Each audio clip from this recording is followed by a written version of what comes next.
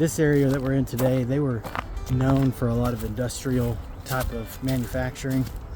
They had textile mills, just a lot of different things that they did.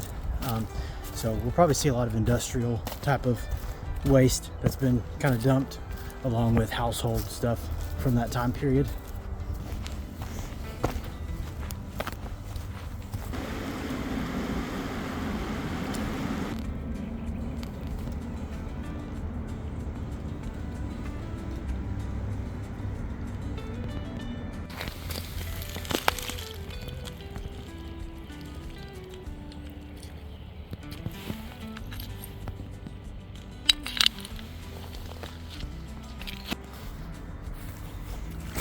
I think I see one intact right here.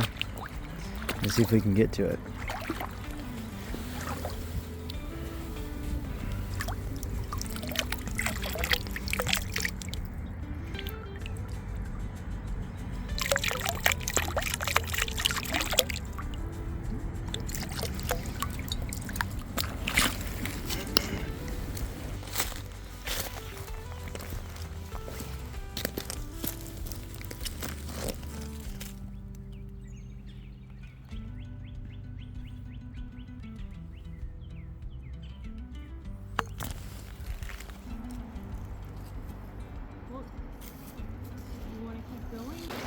So we're still out here searching. Just came across an insulator, I believe.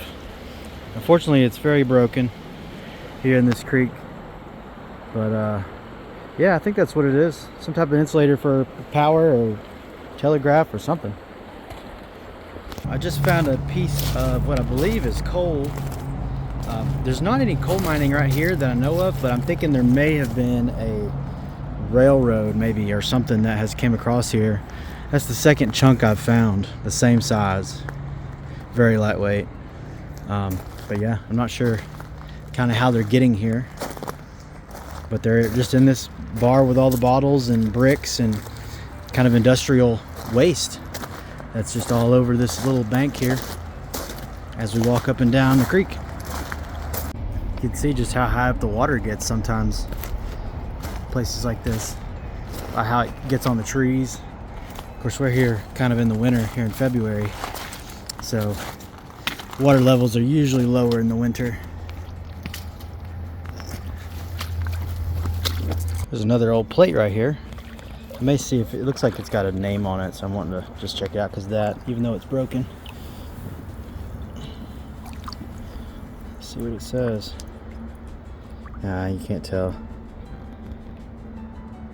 I don't know. Pretty neat though. There's the design on this side. One thing I'm seeing is a lot of bricks. Kind of wonder if there's not something nearby. I have to look it up where they are kind of falling out of, but they are everywhere. I haven't picked it up yet, but I spotted another insulator. Let's check it out. Ah, broken.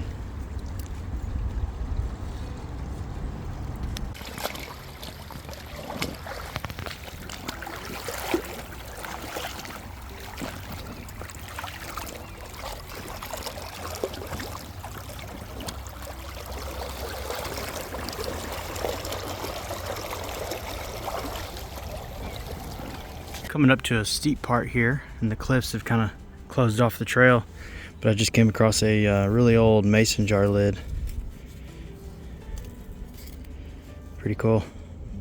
Gonna show you some of our finds that we've got now that we're home. Some of the ones that we did actually take. First one here is some type of a rock. I looked it up. It actually is natural, is what it seems to be. I forgot the type of rock it is. This one, I believe, it's kind of a mixture of things, but it looks like it's got a fossil on the inside of some kind. I don't know. This is one of our pieces of coal. I got a couple pieces about the same size. Maybe one of them's a little bigger. A couple different bottles here. These are neat. These are my favorite, I think, out of what we found. These are called Script. Forgot the brand name. Schaefer Script Inkwell bottles. And so they patented this design so that whenever you're pouring the ink to write with, you would pour it like this, it would get in that top part, and then you could use your, your pen or your whatever they wrote with and kind of reach it better by getting it in that corner side right there. Found 2 of those actually. This one's a little bit melted. They probably burned some of their trash out there. Found this big mason jar. Some of the marks on them. Smaller little jar. This one is actually Jergens lotion.